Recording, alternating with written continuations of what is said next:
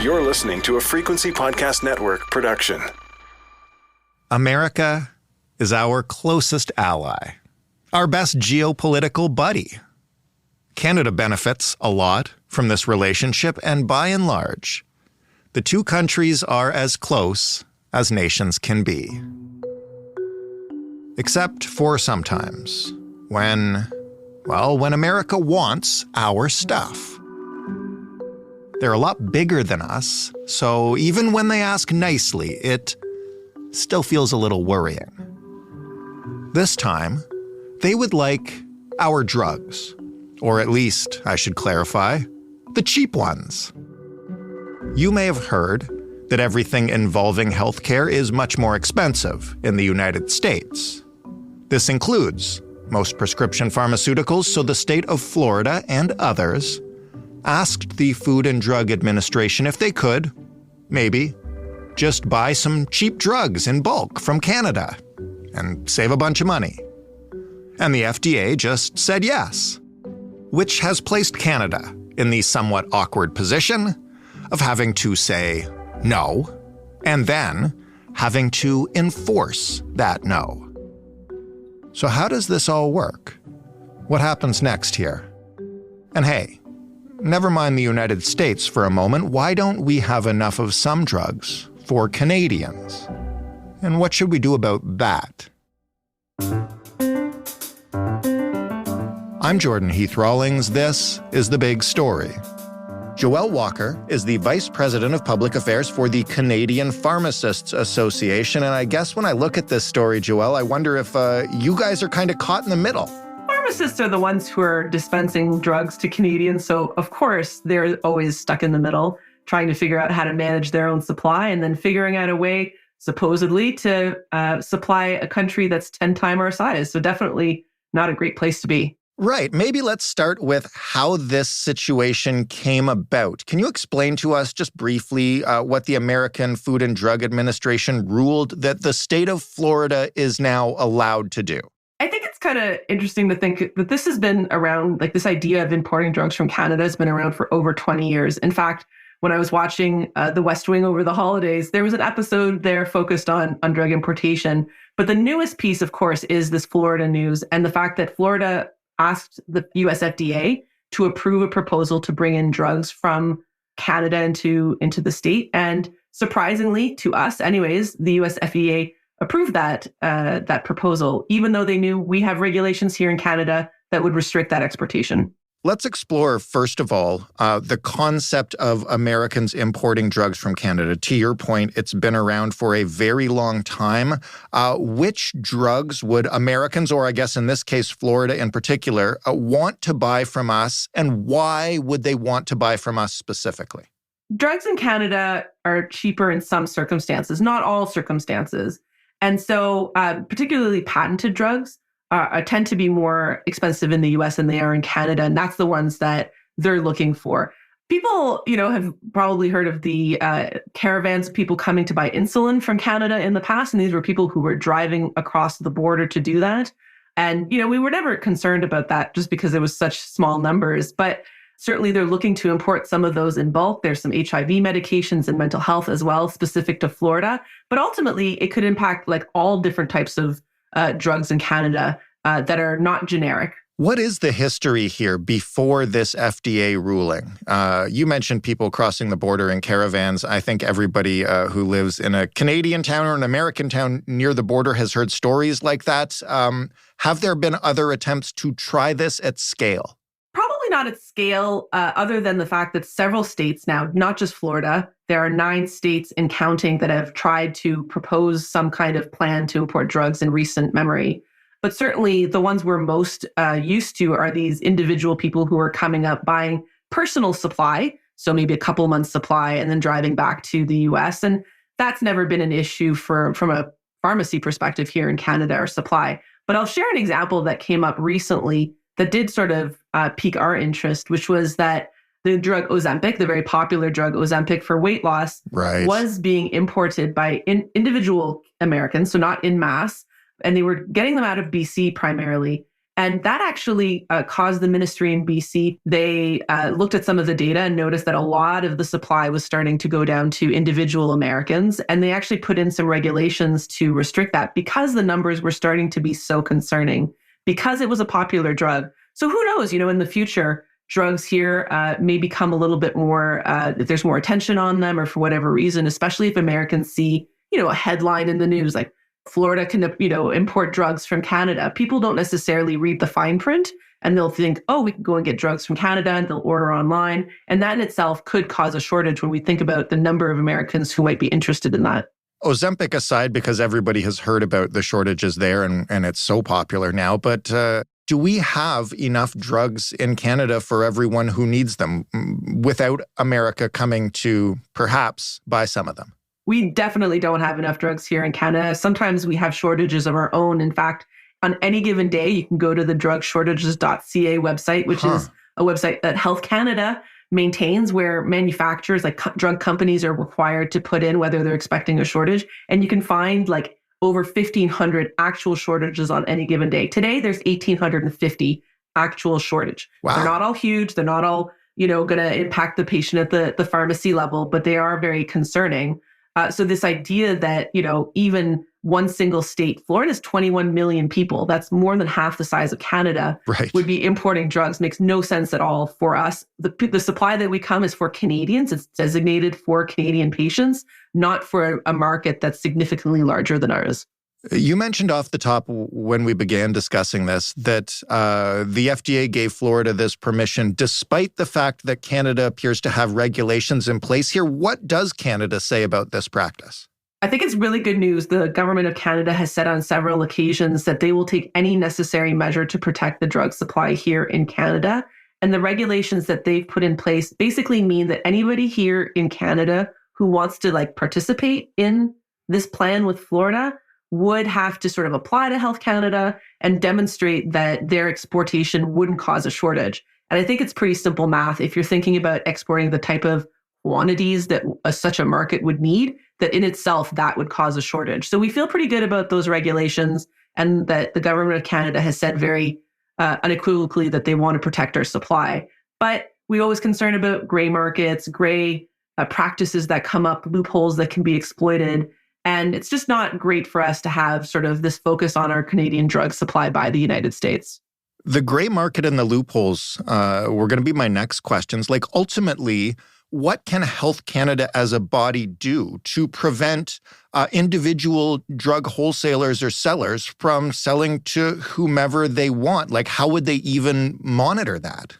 There's different ways of doing it. And certainly by putting in the regulations in place, it will send a signal to wholesalers who want to keep their licenses that they need to follow the process. And I think for the most part, that's absolutely going to be the case.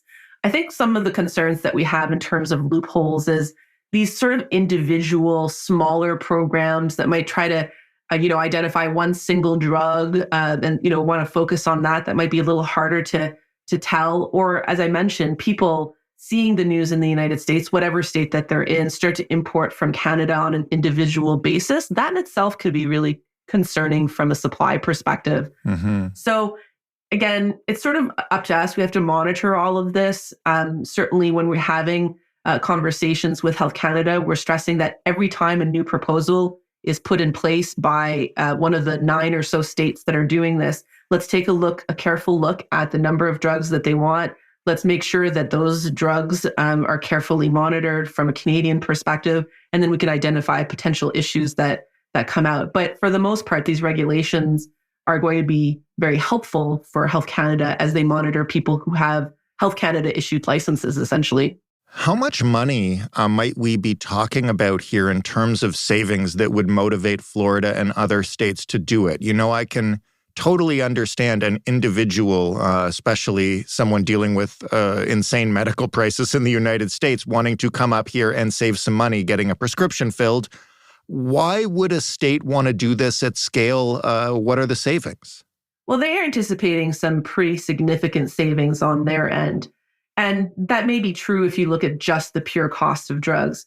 But what's also interesting is that the US FDA has also put in some requirements for these U.S. importers to say that if you're going to bring the drugs into the U.S., you need to inspect those shipments, make sure you're getting the right drugs, Right. and you need to relabel them to make sure that they meet sort of the US FDA requirements, because we have different labeling here in Canada. And that has a cost as well. So from a practicality perspective, I'm not entirely sure what the savings will ultimately end up being. And, although we're very concerned about these proposals for a few reasons, I'm also not sure that they're actually very practical and that they'll actually come to fruition. So we've always said, there's no immediate threat to the Canadian drug supply here in Canada, and patients shouldn't feel the need to rush to their pharmacies and refill their prescriptions early, because that in itself can cause a spike in demand that isn't good for supply. So I'm not sure that this is actually ever going to come to pass in any meaningful way. We are watching very carefully, of course, to see what happens, but not seeing a huge danger at this point. So do we already export drugs that we don't have shortages of to America? The entire space of drug supply is kind of complicated. Canada imports most of our drug supply here to Canada. And when we're talking about the drugs that the United States is interested in importing, ultimately, they're the same manufacturers that supply the Canadian market to the US market. Right. So you sort of think to yourself, like, what's the gain here? And from a Canadian perspective, certainly I don't know any manufacturers who want to send drugs to Canada to then ship them back to the States at a lower price point than what they were selling directly to the United States. Yeah, that seems like a long way to go in order for states, I guess, to get a little bit of savings, because as you mentioned, they have to relabel these things and inspect them and et cetera, et cetera. That's right. And it's certainly not the cost savings that we think they're going to get, but that's sort of the conversation that Florida is going to have with the US FDA, because they really have to demonstrate the cost assessment. And I believe that's one of the aspects of the proposal that they need to still go through with the US FDA to get the final stamp of approval. Here's a question. Where is the line between individuals and scale? And I ask this because there have been stories of, and I think you mentioned as well, like not just individuals, but groups or caravans who have come up here to get their prescriptions filled. But what's the difference between, I guess, a few people in a Volkswagen, a dozen people in a bus, or somebody with a tractor trailer? I'm not sure we know, actually. We certainly know that in the past, somebody who was coming in, sometimes in an organized fashion, it was a bus coming over the border to a pharmacy, wasn't a huge problem. We had heard a story of a Canadian who had gone to their pharmacy just after a bus had come in and the supply wasn't available of insulin. But because of the drug supply in Canada, like, he was able to get it the very next day. So not a big issue in that particular circumstance. But with the comfort that now I think everybody's feeling ordering online, that's opening a door that I don't know that we really have fully explored. Right. So it's not an obvious answer. In the context of BC and Ozempic, those numbers were, tens of thousands of prescriptions were going out. That was a concern from a shortage perspective. And not that this is what actually caused the shortage, but we are now in an Ozempic shortage in Canada, not related specifically to that example, but the global demand has pushed on that. So just general discussion about these plans to us is a bad idea, because it encourages people to look to Canada, even in small quantities. You can never sort of anticipate what ultimately is going to happen. Obviously, pharmacists in general aren't wholesalers. What role do you guys play in this process? And when I think of it in my head or picture it in my head, you guys are kind of the foot soldiers, but explain how that translates on the ground and what you do in this equation. It's tough for a pharmacist. You have some patient who comes in and you want to help whoever's in front of you at your pharmacy, especially with those people who were coming in, and you would see parents coming in for the insulin for their children or others. You want to help the person that's in front of you. So pharmacists are put in a really difficult situation if you're asking them to decide who you're going to provide the supply to or not. And they deal with that every day. We have so many shortages that we have currently. Right. People might remember the EpiPen shortage years ago. And it was a question of, like, are you breaking up these pens so that you can extend the supplies as much as possible for Canadians? So certainly the drug shortage issue for Canada has been one that's been growing over the last several years.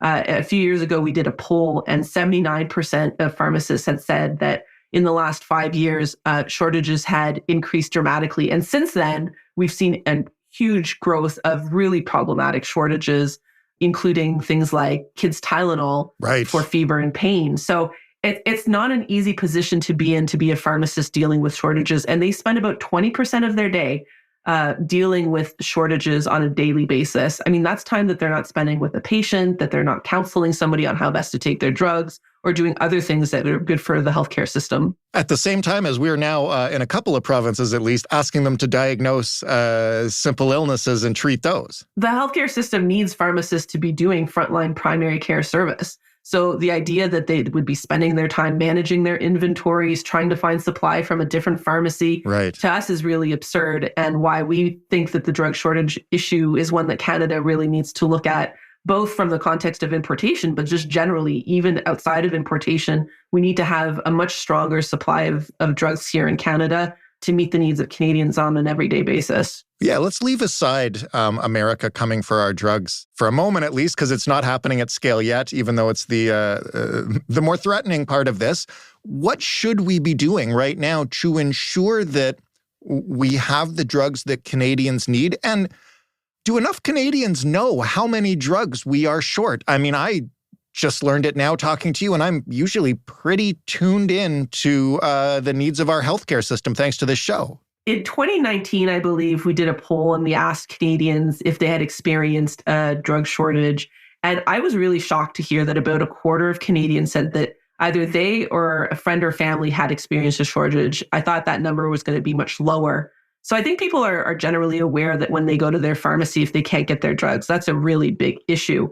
I think we're most vulnerable, I think, as a country when you only have like maybe one, maybe even two types of a particular drug, which means that if one drug goes short, for whatever reason, it could be like, say the plant in another country or even in Canada, there's been an issue and they've had to shut down for a few days or weeks. If you only have sort of one alternative, it's really hard to actually get those other companies to increase that supply. So we're most vulnerable when we don't have many companies selling similar products on the market to enable switching. So that's a real challenge. And we've also learned a lot in recent years about problems when there's a supply issue. So again, something happens at the plant or there's a pandemic and you can't get drugs into the country, but demand-driven shortages are growing. So for the Tylenol, kids' Tylenol last year that people will remember, that was actually because the demand was so high. It's not that there was an issue of production. Each shortage is sometimes different and complicated. And we want to make sure that at least the government of Canada, working with all the partners, are increasing the number of drugs available on the market and making it appealing for companies to bring their markets to Canada.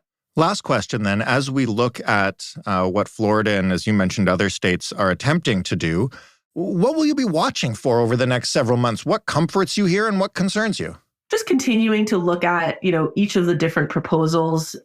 Texas, for example, I mean, that's a population of 30-some million people. They're also looking to import drugs from Canada. Wisconsin, Hawaii recently put in another proposal or a bill in their legislature to allow it. So we're going to be looking at which other states are looking to do this.